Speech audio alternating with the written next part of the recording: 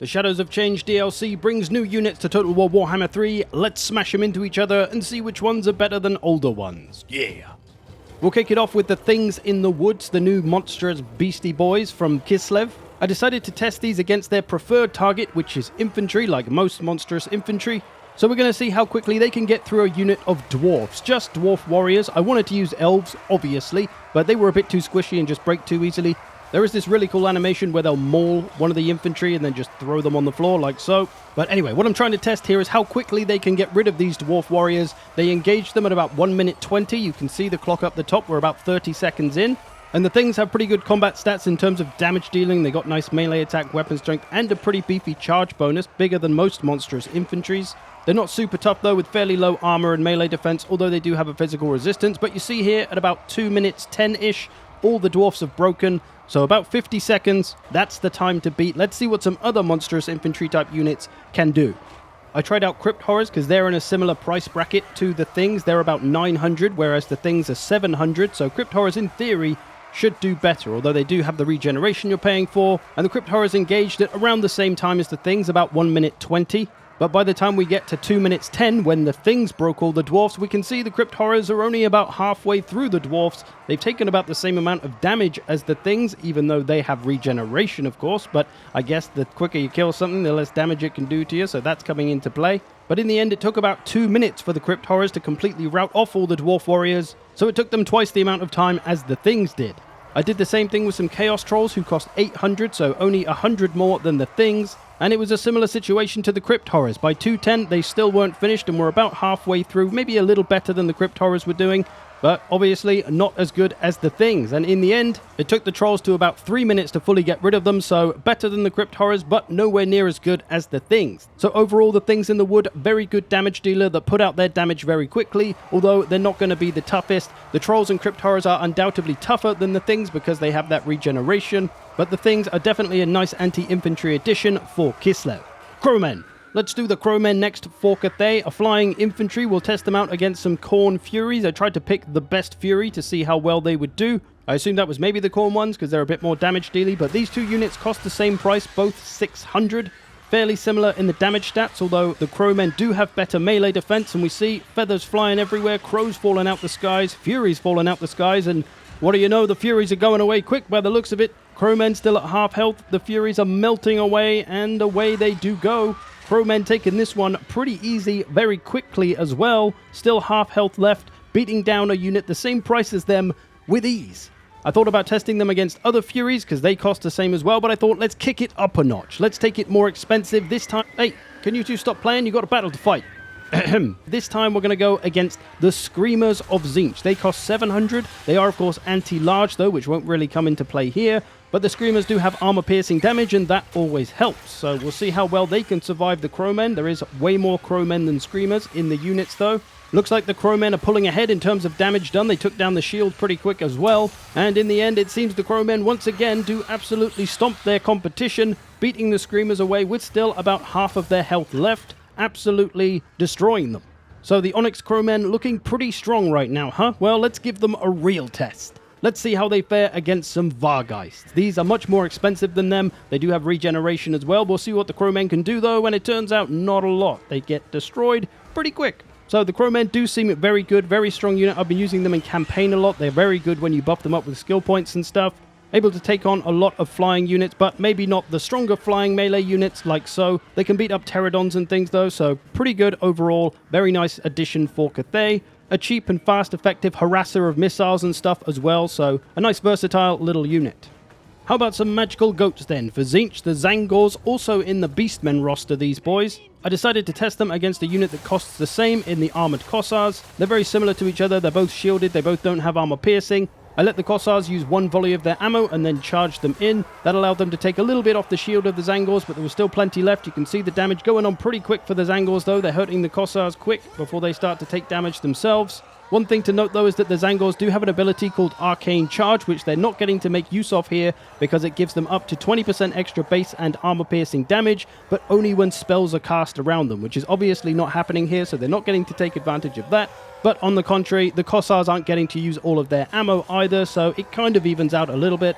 But when it came down to it, the Zangors weren't able to beat the Kossars here. It is very close though, as you can see by the health bars. Some of the fights were very close, but I think if the Zangors did come into this fight with that extra 20% damage that they could get, there's a good chance they'd be able to win this. Although again, the Kossars have the advantage of their Buy Our Blood ability, which will stop them routing for a while, so it could be close. I next decided to test them against some high elf rangers, mostly because I just wanted to see some elves die. The elves do cost 100 less than the Zangors, so it's pretty close, but oh look, oh no, he's still alive. I thought he was dead. There we go. Yeah, lovely dead elf.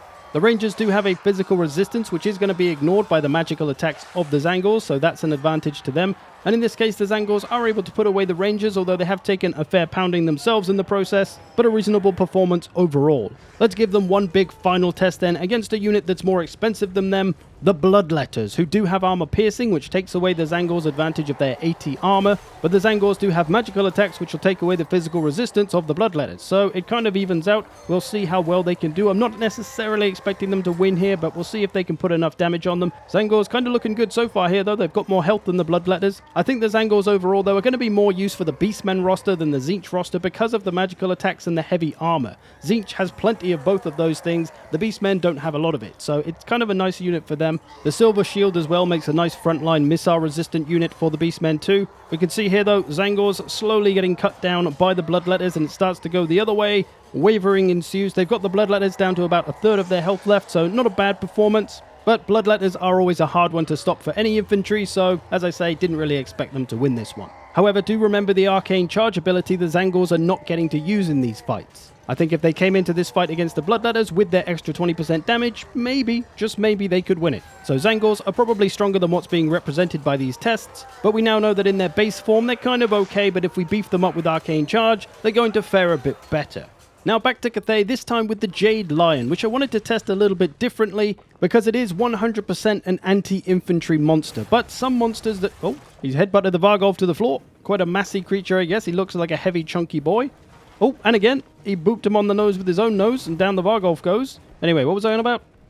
Anti-infantry. The Jade Lion is anti-infantry, but some monsters that are anti-infantry are also good at taking on large. I wanted to see if the Jade Lion was one of those too, because if you watch its animations, like so, it moves around a lot, dives around a lot, does a lot of kind of area effect looking things, which aren't usually so good against single entities. And that does seem to be the case here against the Vargolf. It's not doing terribly well. The Vargolf, of course, has regeneration, which makes things harder, but the Jade Lion just can't seem to output damage quick enough to really make a mark. And inevitably, it wasn't able to beat the Vargolf. So I decided to do an even stupider test against another monster that has anti-infantry animations, but at least this time doesn't have regeneration, although it does disappear from time to time like so. But the Tomb Scorpion, let's see which ridiculous statue is the shittest. Both of these not designed for taking on other monsters, single entity monsters. A lot of flipping around in the animations. I love this animation for the Jade Lion where it rolls in and then does like a Dark Souls fat roll to get back out. Alright, wait for the opening, and attack. And oh shit, boss attack incoming. Fat roll back out. Brilliant. What is this? What's happening? Everyone's just literally rolling around now. There's barely a fight going on. What are you doing? That's a barrel roll. That's not an attack. Brilliant. What the fuck? I think I'd rather watch Treekin versus Ironbreakers than this, to be honest. Eventually, though, the Jade Lion is able to defeat the Tomb Scorpion, but it's a ridiculous fight, and as I just really wanted to make the point of here, don't use the Jade Lion or the Jet Lion against monsters, because they really don't do a very good job. They're anti-infantry, their animations are great for hitting crowds of men-sized things, but not so good against the single entities. Although they are able to mostly beat up a Stegodon here, but I'm just trying to make the point with this test that while some single entity monsters might seem like they're good at taking on other monsters, they're really, really not. So you got to be careful what you target with it, otherwise you don't really make the use of its potential. So that's the test for the Jade and I guess Jet Lion. I thought about doing the test the same way as I did the things in the wood, comparing it to other units' performances, but I thought this would be a better way to make an important point about the game that's true for a lot of monsters. Let's move on to the big boys then, with the Mutelift Vortex Beast first of all, against Khorne's chosen single-entity anti-large armor-piercing unit, the Bloodthirster. But the Mutelift also is anti-large and armor-piercing as well, so both looking to take out other large things primarily. They're actually really similar in the stats. All their combat stats are kind of close. A little bit more melee defense for the Bloodthirster, but That shouldn't make a huge difference. I did allow the Bloodthirster to come in and get the charge, so the Mutelift didn't get its charge bonus, which is going to hurt it a little bit, but we'll see how it fares. It looks like it's doing okay so far. Seems to be taking the lead in terms of the damage done, and the Mutelift has that Zinc shield, which did protect it a bit first of all. It's got that magical energy burst from the big thing on its back. That adds up a little extra damage along the way too, but perhaps making more of a difference here is the fact that the Mutelift has magical attacks and the Bloodthirster has a physical resistance of 20% that it isn't getting to use. So it's taking more damage than it normally would, and it is going to lose here to the Mutelift Vortex Beast. So far, the Mutelift beating one of the top 5 strongest monsters in Total War Warhammer 3. I also gave the Great Unclean One a go, because he's up there as well, one of the best single entity monsters, although he's not anti-large, so not as well suited for this task. I did allow him to use his Miasma of Pestilence bound spell just to help him out to reduce the melee attack, but once again it didn't really help that much. Again, I think the physical resistance being taken away by the magical attacks is really hurting these demon units, and so into the bin the Great Unclean One goes in this case as well. So what about the best of the best, at least until the Kadai Destroyer came along? It's Johnny Clayshoes himself, the Terracotta Sentinel for Cathay, who is able to beat up the Bloodthirster and the Great Unclean One, so let's see how it does here against the Mutelift Vortex Beast. The Sentinel surviving that energy blast, which I think in the trailer the Sentinel just instantly dies from one of those, so I think some false advertisement might be on the board there. But the Sentinel starting to fight back, getting their damage on there, getting rid of that shield. Now the Sentinel, while it does have some chunky armor-piercing damage, it is not really an anti-large monster. It doesn't have an anti-large bonus. Its attacks are very anti-infantry generally, but as you can see, it does have attacks that take on monsters well enough, and it does have a pretty big advantage in these kind of tests because it is unbreakable, so it won't rout like all of these other monsters. But currently it's a bit of a mixed bag. Some of the Muteliths are losing, some of them are winning. It's going to be a close one perhaps. And the Mutelift does have some pretty big wide animations like that one you just saw there, which suggests it's kind of more anti-infantry, but maybe anti-cavalry because it's anti-large, but it'll work against both. Although all monsters do have a mixture of anti-infantry and anti-monster attacks, and it'll try to use the ones that more suit the situation, so in theory it's using more of its anti-monster attacks. But as we can see here, the Terracotta Sentinel is able to mostly beat up the Mutelift. The poor old Mutelift not able to win any of these fights. And down it goes, or into the ground it goes. Oh, I've not seen that death animation, that's pretty cool. I decided to test it against the Destroyer as well, because, you know, why not? These are the two biggest boys. But overall, the Mutelift seeming like a very strong monster, good against the monsters for the most part, but has those nice big infantry smashing attacks as well. So overall, pretty versatile, you can use it for whatever you need. It does have those support abilities and has that Mortis Engine damage effect that's always going on, that's no doubt going to have helped it in these fights. But here, it's able to beat this Destroyer, as you see, although it routed itself, but it's unable to beat any of the other ones, so not as good as the Destroyer, but still a very nice, very strong unit for Zinch. What about the Kislev Beastie Boy then, the Incarnate Elemental of Beasts? Let's try it out first of all against the Bloodthirster. Again, we'll allow the Bloodthirster to come flying in, so no charge bonus for the Incarnate, which seems like a stupid name to call it, but we don't really have a good short name. What shall I call it? The Beast? The Kislev Russian Beast? The Russian Beast is big Tallboy. He come from woods to do big bonk on the Bloodthirsty. Alright, I'm going to do the rest of this one in that accent. Here we go. Only joking, not really, I won't do that. I'll offend all the Russians. Anyway, this one so far, kind of an even fight. The Bloodthirster losing a little bit, but both the Russian Tallboy and the Bloodthirster do have a physical resistance and both have magical attacks. So they're both cancelling each other out, so there's no advantage to be had in that department. The Russian Tallboy also has a lot more weapon strength than the Bloodthirster, and I think this is maybe just a good demonstration of how the Bloodthirster kind of sucks. It costs 2,200, and it's lost to the 2,000 cost Mutelift and the 1,800 cost Russian Tallboy. And of course you are paying for the flying a little bit with the Bloodthirster, but still feels like it should be doing much better in some of these fights. But a big win for the Russian Tallboy all the same. And I did make the assumption that if it's going to beat the Bloodthirster, it's probably going to beat the Great Unclean One as well, so I didn't test it against the Great Unclean One, but I will make the assumption and say it probably beats that too. But what about the Sentinel then? It costs less than pretty much every other single entity monster, but it beats them all, so can it do the Incarnate Russian Tallboy as well? Let's find out. Physical resistance, though, for the Tallboy is going to go away because of the magical attacks of the Sentinel, so it's probably not going to be looking good for the Incarnate because of that, but we'll see how he does. He's trading pretty evenly so far. The Tallboy does have the bonus versus large and a much bigger charge bonus, so hopefully those things will come into play, but as I said, the Terracotta Sentinel doesn't have an anti-large bonus, but it still beats all the large single entities, so it doesn't seem to bother it. As this battle draws to a close, we see one of the Incarnates is now routing, so that's one down, that's one win for the Sentinels, but the rest are still pretty close. It's not over yet. Some of these fights coming right down to the wire. This Terracotta Sentinel literally has 1 HP. Oh, he's down. He's actually beaten a Terracotta Sentinel. Whoa, get down, son. I did not honestly think you would beat one. Have a little teabagging. I haven't done that for a while. Oh, shit. Oh, shit. Oh, you as well. He's 1-3. He's actually beaten the Sentinel. Jesus Christ. All right, I didn't expect that. Normally the Sentinel beats everybody except the Destroyer. He's won 2 of them, but he's lost 3, so that's a win for the Russian Tallboy. Very nice. All right, let's see who's the best then of the new DLC. Is it the Mutelift Vortex Beast or the Russian Tallboy, aka the Incarnate Elemental Beast or whatever? Now these two kind of similar in their stats, both armor-piercing anti-large monsters, but the physical resistance of the Incarnate Boy will be taken away by the magical attacks of the Mutelift. So there's that advantage for the Mutelift there. They both do have their direct damage Mortis Engine style abilities going on as well. The Incarnate Flock of Doom and the Aura of Mutation. So those are both going to be hurting each other constantly, probably fairly evenly.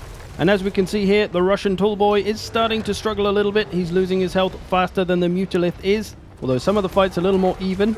I think those little magical laser strikes from the Mutelift are really helping out, although, oh, he's got his own magical laser strike from his chest, does the Incarnate. But when it comes down to it, it is an incredibly close fight. One Incarnate going down there, but the Mutelift routing at the same time. One Tallboy is one over here, so that's kind of one apiece. What are the other ones doing? Looks like the Mutelift is one here. Incarnate's one at the end, and this Mutelift one. So that's a 3-2 to the Mutelift, and it very narrowly wins this one. So a very close competition between those two. Interesting, though, that the Mutelift couldn't beat the Sentinel, but the Russian Tallboy could. So either way, the two new monsters, both very strong additions for their respective factions. One last bit of testing I did was for Eckhold Hellbrass, who's not technically in this DLC, but close enough. I decided to see who he could beat up. He seems like he's more of an anti-infantry hero, but I thought let's see how he does against some other strong characters. Carl Franz, perhaps not the best one here. He seems a little bit clueless half the time. Turn around, Carl. He's behind you, Carl. Wake up, Carl. Carl? K-Man? K-Slice? Carl's gonna die. You probably noticed that a lot of Eckhold's animations are throwing his sword around, which suggests they're going to be good for hitting lots of men in a crowd, right? Not so much hitting a single entity, although he does have a bonus versus infantry, which could be used against footlords like Carl. And as one might have guessed, Carl does absolutely terribly and gets destroyed, barely even hurting Eckhold because of his healing. So I realized we need someone bigger. We need the best. Grimgore with no abilities though. I thought let's just see how they do in their raw form with no help from their abilities, which is a pretty big disadvantage for Grimgore because that's what his abilities are all about, smashing other characters. Whereas Eckhold, his abilities seem to be more about hurting crowds, so that's not really going to come into play in these kind of tests anyway for him. But Grimgore now getting rid of his barrier, only taking a little bit of damage himself. Some of Eckhold's animations are really geared towards crowds though, as you can see by this one, it kind of explodes all over the ground. Still hurts Grimgore a fair bit though. However, these fights do take a while, and when it comes down to it, Grimgore is in the losing position. That healing of Eckhold probably saving him a lot here. But something weird does start to happen towards the end of the fight. I noticed that Grimgore just seems to keep missing. You see Eckhold's got his barrier back now, which seems kind of weird, right? That takes a while, and you'd have to miss like 3 or 4 shots for that to happen. So Grimgore at this point must have missed like 3, 4, 5, 6 shots maybe. So kind of weird, but he does eventually lose to Eckhold. I then do the same thing with Dwarf Hardman Grombrindle. He's also good at taking down other characters, but not able to take down Eckhold again. Healing going to help out Eckhold, but when it gets to the end of the battle, Grombrindle just starts missing constantly, just like Grimgore did. And if you count these, you'll notice that Grombrindle misses 6 times before landing a 7th when the barrier starts to recharge in a second. So that just seems kind of odd to miss 6 times in a row when you've got 70 melee attack, as Grombrindle does, and Eckhold only has 50 melee defense, which is nothing unusual for a lord or hero, and Grombrindle has 45, yet he's still getting hit every now and again, and he is going to be full-on killed in this one, so something a little bit weird going on there. I don't know, hard to pinpoint what it might be, but Eckhold winning this one with some zinchy tricks. I also decided to test him against Yombo in his human form, mostly just to see what Yombo could do on foot, because I hadn't really seen it. He's got some pretty good stats. He's got armor-piercing damage, which the other 2 Cathay Lords don't have in their human form. But as you'll once again notice by some of the animations of Yombo, I think he has a bit of a Jade Lion problem where his animations don't really seem well suited to hitting a single target, and thus he doesn't really do too much damage to Eckhold very quickly at all. So even though they both kind of have anti-infantry animations and they're both kind of anti-infantry lords, Eckhold is still able to put out some decent damage, while Yombo can barely put any hurt on Eckhold's health bar. I think maybe this animation right here could be the problem. It seems to kind of miss half the damage. And the health bars look like they did against Karl Franz. So, Yombo, not so good against taking on other characters. Eckhold Hellbrass, though, seems like a beefy boy. But there we go. A few things we've learned about the new units for the Shadows of Change DLC. I hope you've enjoyed this. Thanks for watching. Thanks to all the patrons who support this channel. If you want a closer look at all the new units in the DLC, you can check out this video right here. I'll see you in the future.